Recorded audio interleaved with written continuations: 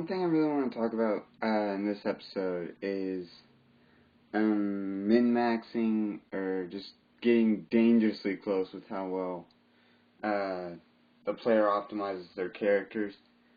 In the sense that, well, let me put it to you this way. I've got a guy in my Friday night campaign who is running a sword mage that, basically is built to rival Master Yi, in my opinion. Master Yi being from League of Legends lore, and he is quite dangerous if you build him right in game. But in my Friday night campaign, which I run using RPG Table Online, give it a shot. There is some cost to it to be really effective, but I feel it's the best. I haven't tried Map Tool yet, so I might give that a shot. I haven't tried it yet, though, so yeah. At any rate, well, because I'm afraid of hosting, because it may do like a server, and I don't trust people unless I know them. You know, like I met them on the street. But, like, anyways, min-maxing or optimizing. I don't like it when people go out of the way to maximize their character, because then it gets too hard, you know. As the DM, you're trying to figure out, oh my gosh, what am I going to do? When am I going to throw that away? Oh, I know. Yeah, we'll throw this at him. The fuck? Huh? What? Back to the drawing board, I see. Yeah. Ooh, it didn't do any better. Let's throw a deity at it. Ow! The heck do you beat a deity? Sorry, folks. Little bit of camera issues. Okay. It's like, how do you beat a deity? So I'm just sitting there wondering, it's like, what am I supposed to do? You know, how am I supposed to take these guys out? And literally, like, my Friday campaign, because most of that group is so, no, all of that group is so powerful, okay?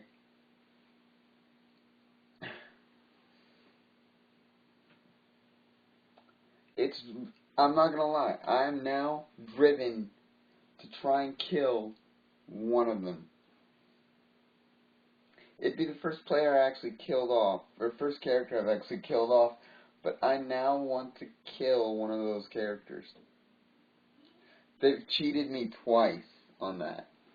And not in the sense they've cheated their roles, but it's just like, one of them actually got to the dying state. The sword mage, he was the first one I put in the dying state, and I thought he was the most powerful character.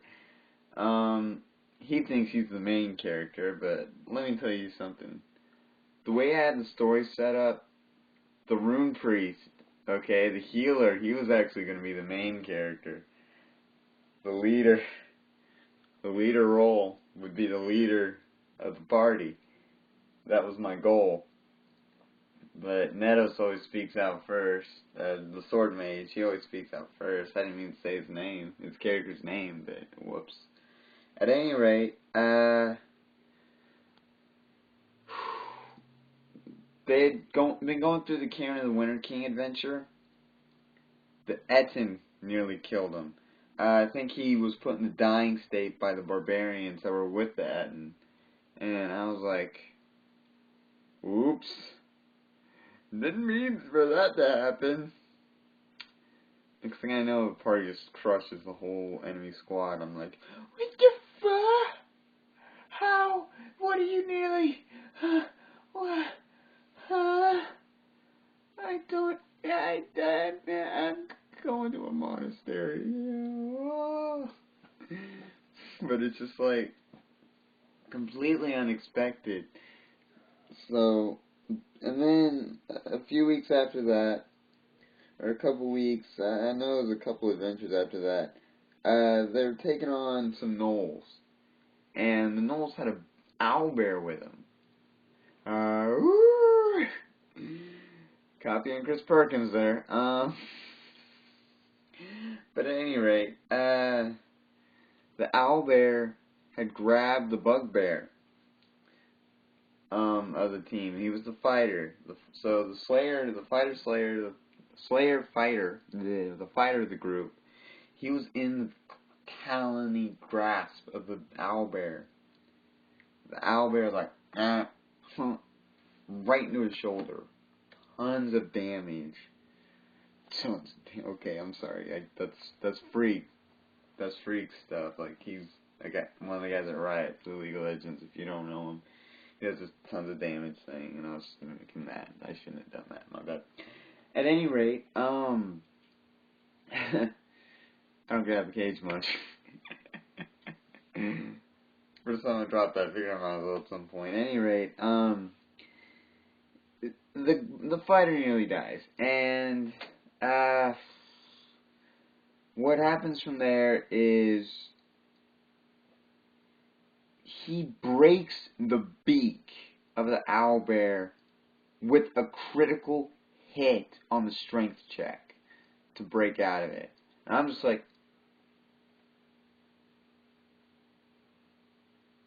and I was literally trying to kill them already at that point. I was like, you know what? Let's see how close I can come to killing these guys. End result?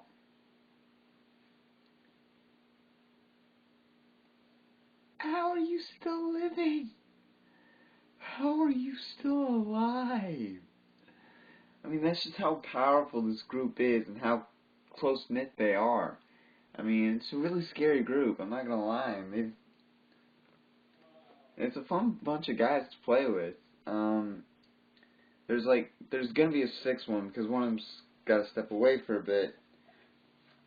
Well, we'll probably be back later. Well, one would hope. He's a fun guy to have around. And it's the Room Priest. The Room Priest is gonna be ducking out. But, we got a new Room Priest coming in to sub in for a while. And I'm looking forward to that. So, it should be interesting to see where that goes with the injection of a new member to that, as to whether or not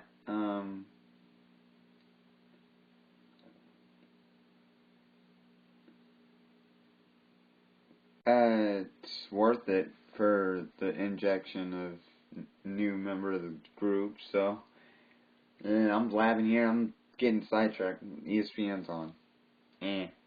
I'll close an eye. That looks stupid. Never mind.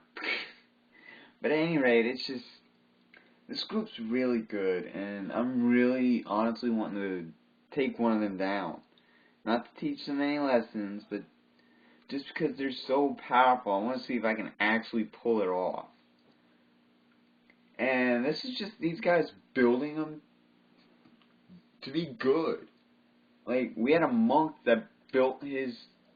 We've got a monk who built his character good blindly. And it got better by him going to get advice. You know, like, well, hey, what do you think would work here? Do you think this will work? Or is this going to be a good idea? Will this help us out? And so on and so forth. I think it doesn't really help that I've included two companion characters that I made permanent. Like Marco Lancet from the Kieran of the Winter King. I actually crafted him into a character for this for this campaign. Like, he's an NPC built with like a player character stuff. So, like, I used Character Builder to completely turn him in, and I used the I I gave him the Silver Sun Deception power. I'm going to be putting that back in every time, because it's not in the builder. But, excuse me, for any class I check. So, tasty. Not really. At any rate, my apologies for that, by the way. The other character, his name is Felix, who's a changeling. Right now, he's not in combat. He's just spying on the enemy. Right out of retirement, my Deva cleric, my Deva war priest, I had leveled him up just to see what he'd be like at the brink of Paragon tier with the way I wanted to build him, Sun Priest style. And it was a lot better than I intended. Cascade of Light I swapped out with the Sun Priest power, or with the power I had used. Yeah, the Sun Priest daily. And ultimately I feel like I did a pretty good job. Trotted him out against the enemy. Kicked some butt. Now, oof.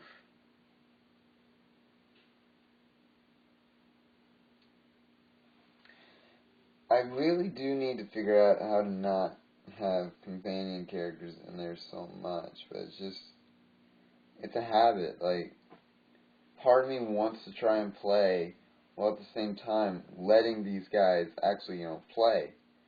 The problem is I struggle doing that, but, as a DM, you got to figure out what works best for you and whether or not you can pull it off. So, if you feel like you can pull off running a character and telling the story, go for it. If you feel like you can't, or you can only do it on a rare occasion, do it when you can, don't do it if you don't feel like you can. So, but yeah, that's this episode of the KGM Chronicles. It's kind of wacky, but when are these not? Probably because I'm not all that good on camera. I'm better when it's just audio. But at any rate, this has been the KCM Chronicles. This is your humble DM Natan, and I'm signing out.